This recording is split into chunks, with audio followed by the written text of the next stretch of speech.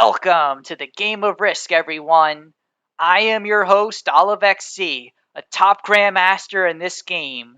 Today, we are doing Throwdown Thursday, where I team up with poorly played Risk, and we go through a 1v1 map to help her and you get better at the game of Risk.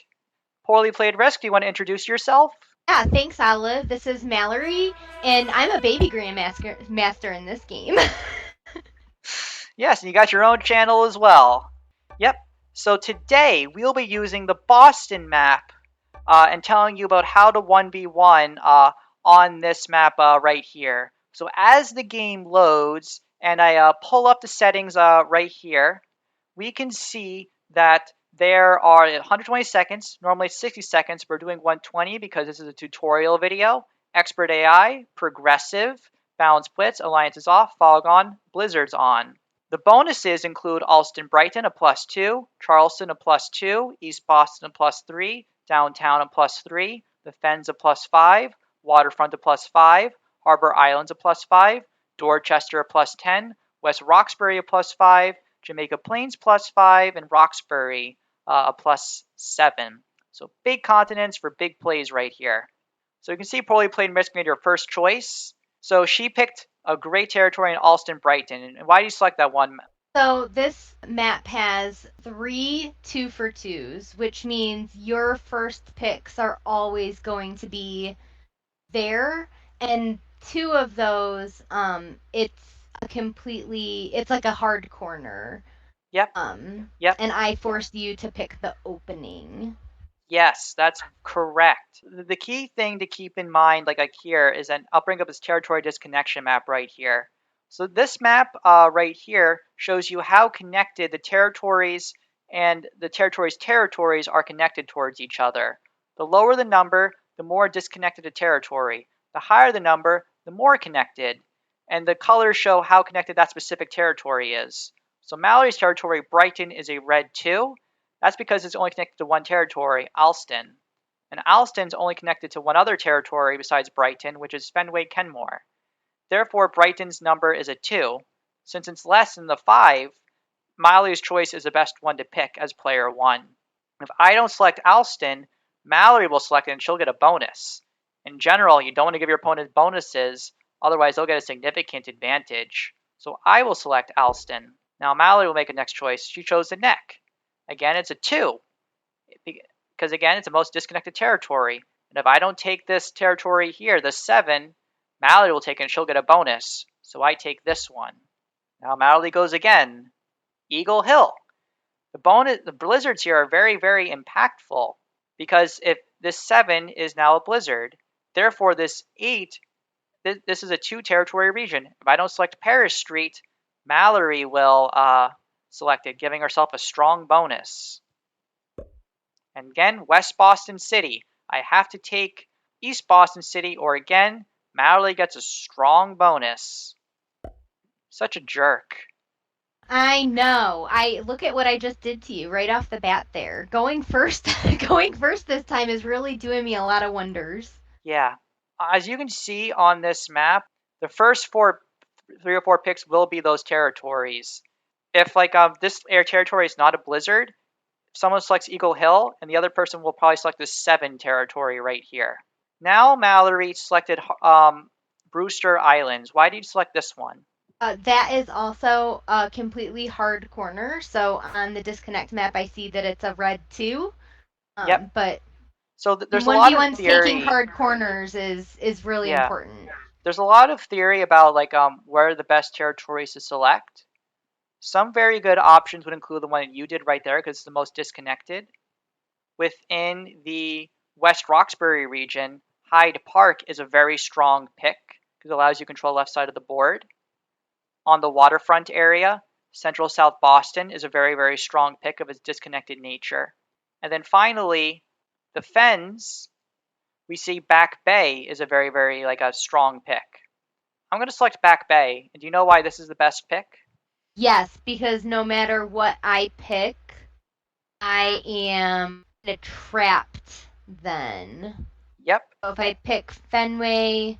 That's because the territory next to Fenway Kenmore is normally Is what the the player 2 would blizzard. pick if player 1 selects Back Bay. But since that territory is a blizzard, if you can identify the patterns of the map, you always want to select the most impactful areas first. So Back Bay is the best choice because this area is a blizzard. Yep, so now you select that one. I would have waited a bit, Mallory. And this is because if I were to take Fenway Kenmore, what am I going to do? Am I going to take South End and just connect myself all there?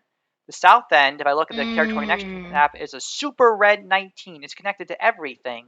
You can easily break the continent on your turn and have a significant advantage for yourself.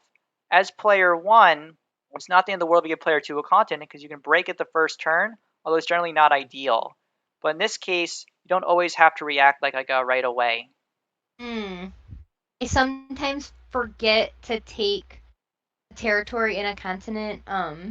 So I usually try to make sure I have at least one everywhere just to Yeah, be on the safe side. that is fair. So yep. So I'm just taking West Roxbury or sorry the Hyde Park. That's the best territory.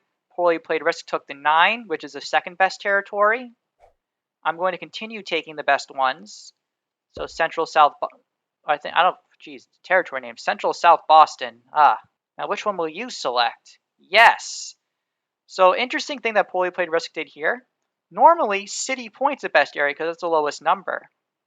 But always consider your blizzards when you're selecting territories. Since there's a blizzard right here, Seaport District is now a good choice. So now I'll take the Narrows. So now we're getting into as you can see about Boston, your first couple of choices are very, very quick, very obvious because there's a couple of very, very strong picks right away that you can make. So I'm just going to continue selecting strong territories. So another good one is here because this one's only a 5. I'm just trying to select the lowest numbers possible because I want to show everyone in this series the importance of selecting the lowest numbers that they can. Yep, within Jamaica Plains right here, this territory, Jamaica Hills, is a very good territory to select. I would normally have taken this earlier, but since there's a blizzard right here, again, blizzards are always impactful. Always consider your blizzards. I'm going to take Hyde Square. Now poorly played Risk is going to be making her selection. What shall she do? We're halfway through because this map has 42 territories. With blizzards, there are 39. Mallory will have 40 territories after we're done selecting. I will have 19 territories.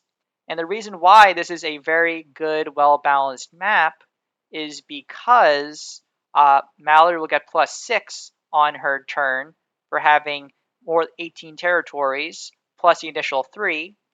I will get 6 because I will get my 3 initial territories plus 3 as going second as player 2. I will also make Mallory take the last pick. So what I'm trying to do right now is avoid as much as I can within the center of the map because that's going to allow me to move around the map in order to try to get an advantage. Yep, now Mallory's continuing to make her selections. I'm going to be continuing to make my selections, focusing on taking things in the corner here. You're so quiet in these videos. How come? I, my heart is racing. Like I feel like if I had moved my microphone down like 2 inches, all you would hear is the Ba-dum, heartbeat noise ba-dum, that Risk ba-dum, gives you ba-dum, ba-dum, if ba-dum, you're ba-dum, running ba-dum, out of ba-dum, ba-dum, time. ba-dum. I'm like so nervous about this. You're 1v1s are doing a very nerve wracking. you're doing a wonderful job right now. So I'm just continuing to take things in the corner. So why do you just say oops? I'm trying to get in your head. Is it working? Oh, very much so. No, I haven't given you a continent anywhere. The only continent we haven't taken yet is Roxbury. So as we get to the final picks, this is kind of the most important part right here because we want to make sure that the middle part of the board, Andrews Square, Upham's Corner, South End, you want to avoid those territories when you can. Within Roxbury, the best location you can generally select is Washington Park, which is particularly useful because of this blizzard right here, which makes it a little less connected than normal. So now we're just going to be continuing to select our territories. I will select, again, just focusing on the lowest numbers, which will probably be this Dorchester Bay. It can be a little hard to select items because of how connected this map can get at the end, but we make the most of it. So I will continue selecting my territories. This one. And one last thing to keep in mind before we select all of our put down our initial armies is that this map is very player one favored. This is because the bonuses that they can take up top here are very powerful and hard to stop as player two. It's very hard to keep the map open as like a player two. As we can see right here, I'm going to be closing it off a little bit. Poorly Played Risk has made some very good territory selections here. Now she's going to have to select one last one. Yep. So I'm going to select one. And now finally, Poorly Played Risk is going to be placing her army. In general, it's good to try to place in one army, because if you can find player's two army, you can blitz it right away. But there's a lot of ways I think that you can win this game. So let's see what you do. You can either try to take like a lot of territories or hold continents. So in this case, you left your thing in a corner. The prevailing, let's wait for a second, Poorly Played Risk, before you go and attack. In general, the best spot for player 2 to lead their army if they have no idea what to do is East Boston City. This is because they'll be able to block Charleston and East Boston and be ready to attack there. They're also going to have, the top right is the most important area of the map. If you had to guess where I was, it would generally be in the top right, and that's generally where you want to place your army when you can if you have no idea. At higher levels, yeah, there's some gamesmanship that can occur, but in general, the top right is like the best kind of area to be. Some players like to make a couple like smaller armies and try to hold a bunch of these continents at once. Finally, now as Poorly Played Risk, as she's attacking, she's going to want to try to take as much territory as possible to reduce the troops that I get. Ideally, she wants to get her total territories at 28. A rule that we want to keep in mind when attacking is the rule of 3, which is if you have a multiple of 3, you want to take at least one more territory, as that will make the number of troops that I get lower. So as an example, if I had 21 territories, that means Player Played Risk is at 18. 39 territories, number in the map, minus 39 minus 21 is 18. So I would want to attack at least one more. So now I'm just going to place everything down here. And I'm going to have to attack and break everything on the map here. This is going to be a little tough. I'm going to have to get a little lucky because this map is very, very favored for player 1. But we will try our best. I'm going to attack in a line, prioritizing breaking the continents when I can. Another important thing I'm going to do is I'm going to hit this 6. This is because I want to try to get the attacker's advantage. In this case, I did not. It's a little unfortunate, but I tried my best. So now I'm going to... Does the second position person always get 3 extra troops for going second? Yeah, I get a minimum. I will always get plus 3 extra troops. The minimum that I would get is 6. So in this case, I had some bad rolls right here. That last roll was real bad. Yeah, so since she's not going to get all of these continents, and she's going to wrap up this game like right here. This map is very, very favored for player 1. I didn't get like the best rolls, but you can see right here, these games are very fast and very decisive.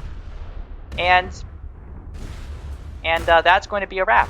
All Poorly Played Risk has to do is just attack as much territory as possible, solidify her advantage, and take the game. So I hope you all enjoyed this video. I encourage you all to subscribe if you would like this content, and let me know in the comments below what you thought of this series and any other ideas that you have. Any plug-in for you, Poorly Played Risk, as you wrap this game up? Just, come hang out in Discord with us, join the tournaments, do play with friends. Practice really makes perfect. And I really can't stress enough how important it is to practice with good people, learn from them, and learn from your mistakes to get better. Oh, that's a great plug-in. And so make sure you check out her channel. I hope you all enjoyed this video right here. With that, OliveXC and Poorly Played Risk will be signing out.